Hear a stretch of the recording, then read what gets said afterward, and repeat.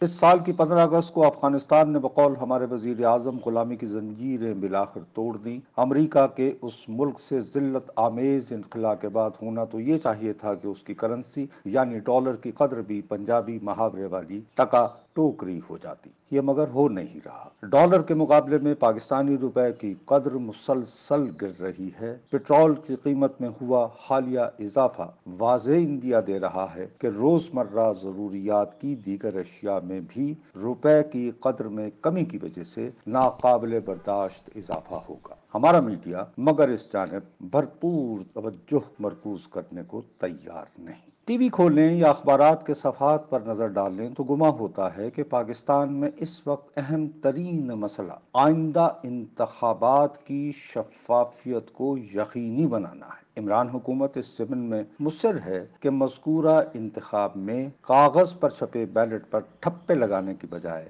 رائے دہندگان انگلی سے اپنے پسندیدہ امیدوار کی حمایت میں ووٹنگ مشین پر نصب بٹن دبائیں۔ مبینہ طور پر دھاندلی اور لوٹ مار کی عادی اپوزیشن جماعتیں مگر اس کے لیے تیار نہیں ہو رہی۔ الیکشن کمیشن بھی اس ضمن میں تحفظات کا اظہار کر چکا ہے۔ عمران حکومت کے بلند آہنگ وزراء فرسودہ نظام کے حامیوں کی سوچ سے تل ملا اٹھے ہیں، ٹی وی سکرینوں پر چھائے ان کی مذمت میں مصروف ہیں۔ اپوزیشن اپنے دفاع میں جوابی بیانات دینے کو مجبور ہو جاتی ہے۔ یہ کالم لکھنے سے قبل اپنی گاڑی میں پٹرول ڈلوایا ہے، گھر سے نکلنے لگا تو بیگم صاحبہ نے گھریلو ضروریات کی ایک فہرست بھی تھما دی۔ میں ایسی خریداری کا عادی نہیں۔ اس کے باوجود بل دیتے ہوئے دکاندار سے مہنگائی کا شکوہ کیا۔ اس نے جواباً خریداری کم ہونے کی لمبی داستان سنا دی۔ مارکیٹ میں بھکاریوں کی تعداد بھی معمول سے کہیں زیادہ نظر آئی۔ ان میں شامل بچیوں کو انکار کی ہمت نہیں ہوتی۔ شدید حبس نے گزشتہ 3 دنوں سے پریشان کر رکھا ہے۔ اسے ذہن میں رکھتے ہوئے میں نے 2 بچیوں کو پیسے دینے کے بجائے جوس کے ڈبے خرید کر دیے۔ انہیں دیکھتے ہی 10 سے زیادہ بچوں کا ہجوم میرے گرد جمع ہو گیا۔ میں دکھی دل کے ساتھ مارکیٹ سے فرار کو مجبور ہوا۔ اس کالم کے لیے جمع کیے خیالات منتشر ہو چکے ہیں، انہیں مرتب کرنے کی ترکیب سمجھ نہیں آ رہی۔ کالم کا آغاز میں نے افغانستان میں طالبان کی فاتحانہ واپسی سے کیا اور اس کا تعلق پاکستانی روپے کی گرتی ہوئی قدر سے جوڑ دیا۔ بادی النظر یہ دور کی کوڑی لانے کے مترادف ہوگا۔ ٹھنڈے دل سے مگر یاد کیجئے کہ 15 اگست کے بعد امریکہ نے اپنے ہاں موجود 9 ارب ڈالر کے افغان ذخائر کو منجمد کر رکھا ہے۔ ان ذخائر تک رسائی کے بغیر طالبان حکومت مارکیٹ میں نئے نوٹ پھینک نہیں سکتی۔ افغانی کا مستقبل خطرے میں پڑ چکا ہے۔ افغان کرنسی کا عالم طالبان کے گزشتہ دور میں بھی بدحال تھا۔ وہاں کے تاجر پاکستانی روپے میں لین دین کو ترجیح دیتے تھے۔ پاکستانی روپے کو وہاں کلے دار کہا جاتا ہے۔ 100 روپے کے عوض ہزاروں کی تعداد میں افغانی نوٹ ملا کرتے تھے۔ 9/11 کے بعد جب غیر ملکی افواج وہاں آئیں تو بتدریج افغانی پاکستانی روپے کے مقابلے میں مضبوط کرنسی شمار ہونا شروع ہو گیا۔ اب تاریخ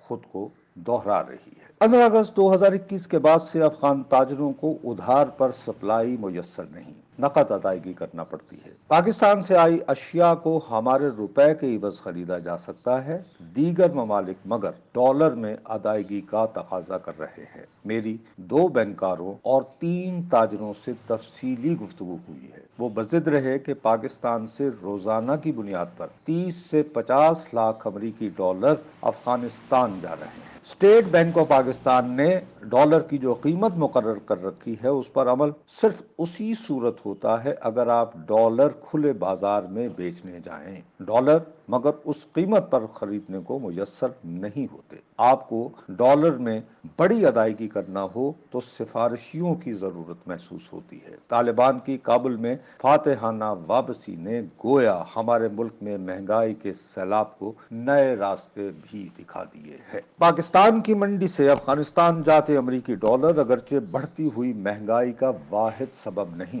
ہماری برآمدات اس مقدار تک تقریباً منجمد ہیں جو 2013 کے مالی سال میں نمودار ہوئی تھی۔ درآمدات ان کے مقابلے میں گزشتہ 2 مہینوں میں بہت تیزی سے بڑھی ہیں۔ ان کی ادائیگی امریکی ڈالر میں ہوتی ہے۔ اس تناظر میں پیٹرول کی قیمت میرے اور آپ جیسے فرد کے لیے فی الفور ناقابل برداشت ہو جاتی ہے۔ اس کی وجہ سے بجلی کے نرخوں میں بھی اضافہ لازمی ہے۔ موسم سرما کی طرف بڑھتے ہوئے ہمیں اعتماد نہیں کہ ہمارے چولہوں اور گیزروں کو گیس مہنگی ہی صحیح باقاعدگی سے ملتی بھی رہے گی یا نہیں۔ روزمرہ زندگی کے ان بنیادی امور پر توجہ دینے کی بجائے عمران حکومت کے نورتن وزیروں نے میڈیا کو یہ طے کرنے میں الجھا دیا ہے کہ آئندہ انتخابات کی شفافیت کو یقینی کیسے بنایا جائے۔ یہ انتخاب نظر بظاہر 2023 میں ہونا ہے اور ابھی تو رواں سال ختم ہونے میں بھی 3 ماہ باقی ہیں۔ اس کے بعد آنے والا پورا سال ہم کم آمدنی والوں کے ذہن میں پہاڑ کی صورت ابھر رہا ہے۔ کمال امروہی کی ایک مشہور فلم کا مقبول نغمہ تھا جس میں مینا کماری درد بھری آواز میں سحر کو اسی صورت دیکھنے کی امید کا اظہار کرتی ہے اگر آج کی رات گزر جائے۔ اسے گزارنا مگر مشکل نظر آ رہا ہے۔ غالب کا بیان کردہ صبح کرنا شام کا والا معاملہ۔ ماہانہ اور بندی تنخواہ کے محتاج ہر پاکستانی کی طرح میرا ان دنوں حقیقی مسئلہ آئندہ انتخاب کی شفافیت ہرگز نہیں ہے۔ ہم ان تک پہنچنے سے قبل اس امر کو یقینی بنانا چاہ رہے ہیں کہ ہمارا موجودہ معیار زندگی اگر بہتر نہیں ہوتا تب بھی کم از کم اسی مقام پر برقرار رہے۔ یہ مگر ممکن نظر نہیں آ رہا اور میڈیا نے ہماری پریشانیوں کے مؤثر اظہار کے بجائے ہمیں فروعات میں الجھا رکھا ہے۔